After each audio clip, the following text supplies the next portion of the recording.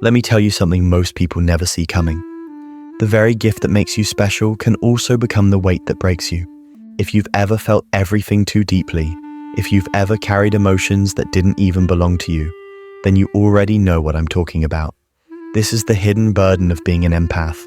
It's beautiful to feel so much, to connect so deeply, but there's also a darker truth behind it, a truth most people don't understand, and that's what we're about to explore. Let's go deeper into the heart of the empath. An empath feels life in high definition. They don't just hear words, they taste their weight. They don't just see faces, they read what hides behind the smile. It sounds like a superpower, and in many ways it is. But imagine living in a world where every laugh, every sigh, every unspoken pain is amplified inside you.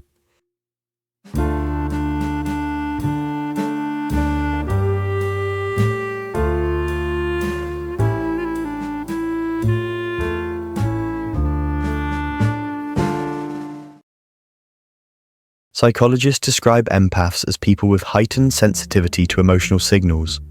You become a mirror for everyone else's wounds, and slowly, you forget which feelings are yours and which ones you've borrowed.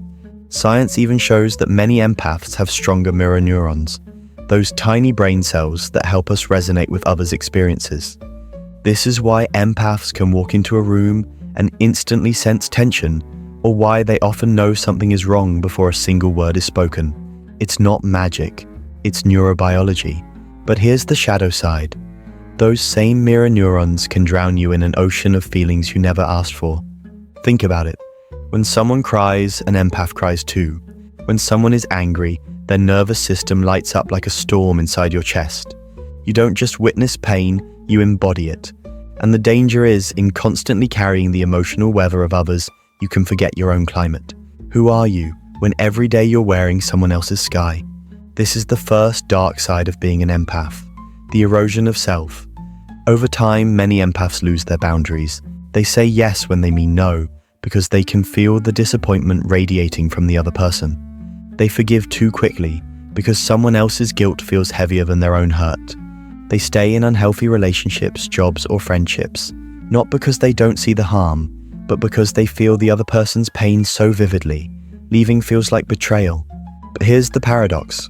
While empaths are often celebrated as healers, listeners, and compassionate souls, the truth is, they are some of the most unseen people in the world.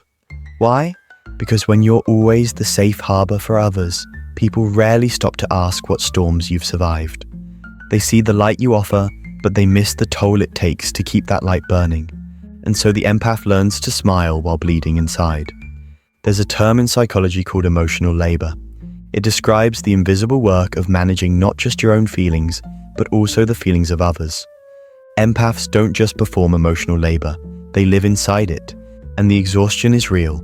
Studies even suggest that chronic emotional overload can lead to higher stress, anxiety, and even physical symptoms like fatigue and insomnia. The body keeps the score, especially when the soul is overloaded. But here's the part that hurts the most. The very world that benefits from the empath's sensitivity is often the same world that dismisses it as weakness. You're too sensitive. Stop overthinking. Why do you care so much? Words like daggers that teach the empath to doubt their gift. They start questioning themselves. Maybe I am too much, maybe I should feel less, maybe caring deeply is a flaw. And that's how the empath begins to silence their own voice, not realizing that sensitivity is not fragility, it's clarity. Yet the dark side of the empath is not just about exhaustion or invisibility.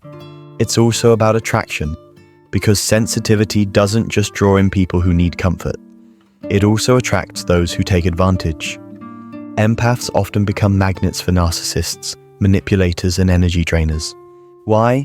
Because an empath's boundaries are often softer, and their compassion becomes a resource for those who seek power.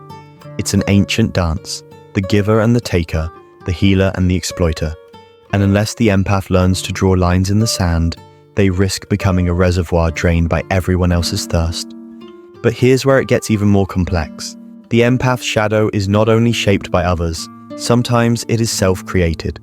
Because when you care so deeply, you can become addicted to saving people. You confuse love with rescue, compassion with sacrifice, And slowly, your worth becomes tied to how much pain you can absorb for others. That's not empathy anymore. That's martyrdom disguised as love. Yet even in this darkness, there is wisdom, because the struggles of the empath reveal something profound about human connection itself. We are wired to feel with each other, to resonate, to mirror, to care. But there's a balance we must find between empathy and selfhood. Without it, the gift becomes the wound. The truth is, the world needs empaths, but it doesn't just need them to feel. It needs them to survive. And survival means boundaries. It means learning to distinguish your storm from my storm. It means realizing that sometimes walking away is not cruelty. It's self-respect. It means embracing that you can care without carrying, love without losing yourself. Because here's the secret. The dark side of the empath is also the doorway to their strength. When an empath learns to stand in their own center, they transform. No longer mirrors that reflect everyone else's pain, they become lanterns that guide others without dimming their own light.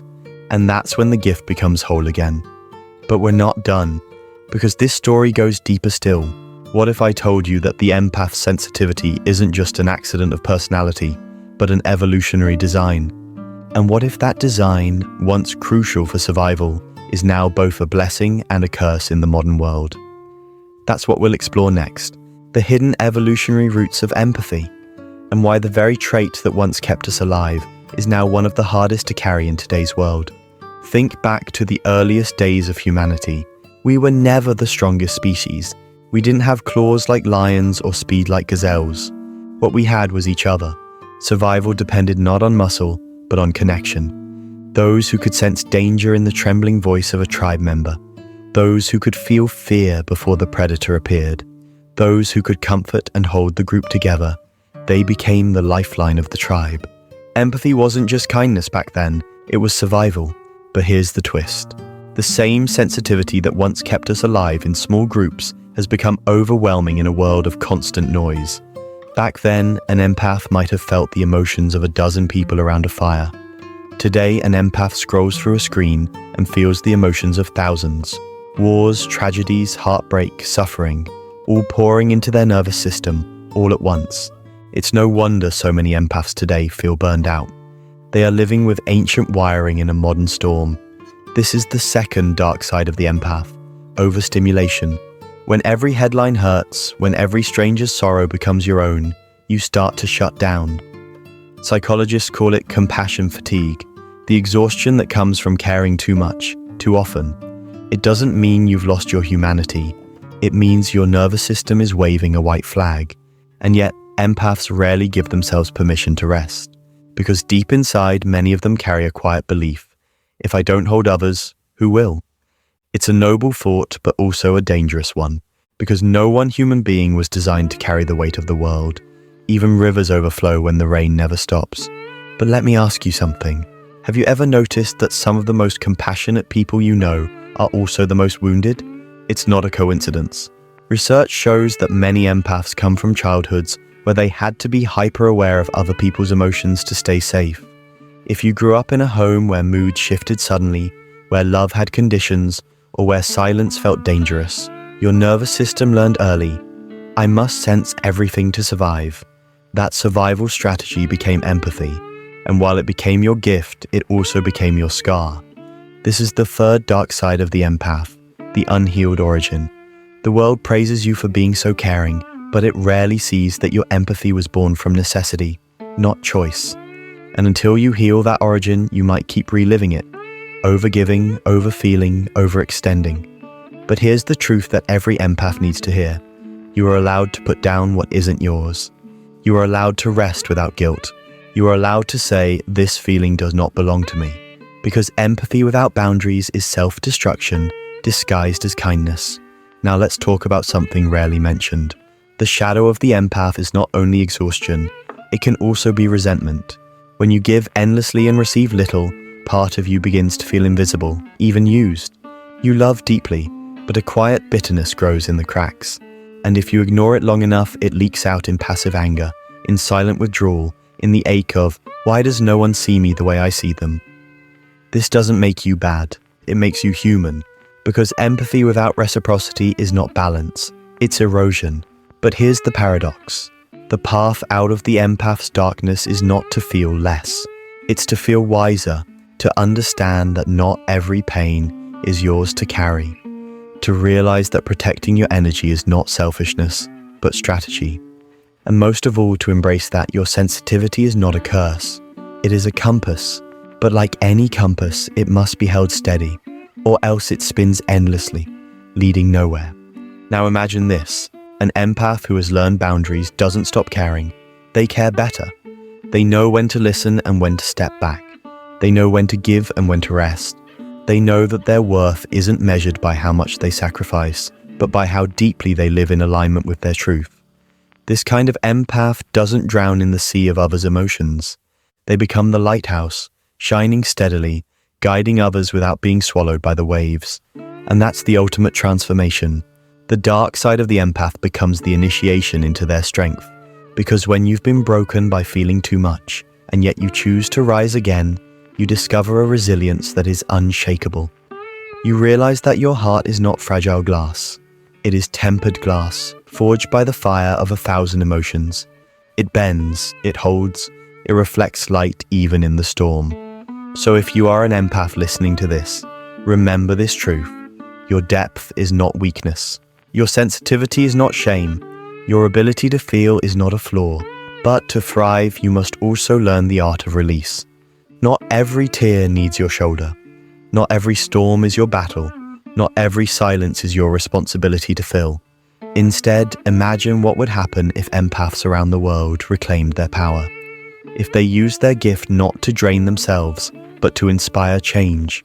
If they became artists, leaders, healers, storytellers, not because they carried the weight of everyone, but because they learned to channel it into creation. That is when empathy transforms from shadow into strength. And here's the final thought I want to leave you with. The dark side of the empath is real. Exhaustion, invisibility, exploitation, overstimulation. But the light side is equally real. Compassion, connection, healing, vision. The journey of the empath is learning to walk with both, to acknowledge the darkness without drowning in it, to embrace the light without burning out, to be both soft and strong, both open and protected, both feeling and free. Because the truth is, the world doesn't just need more empathy. It needs empaths who have learned to stand tall within their gift. Not martyrs, not mirrors, but lanterns. And when you step into that, when you embrace both your shadows and your strength, you don't just survive as an empath, you shine as one.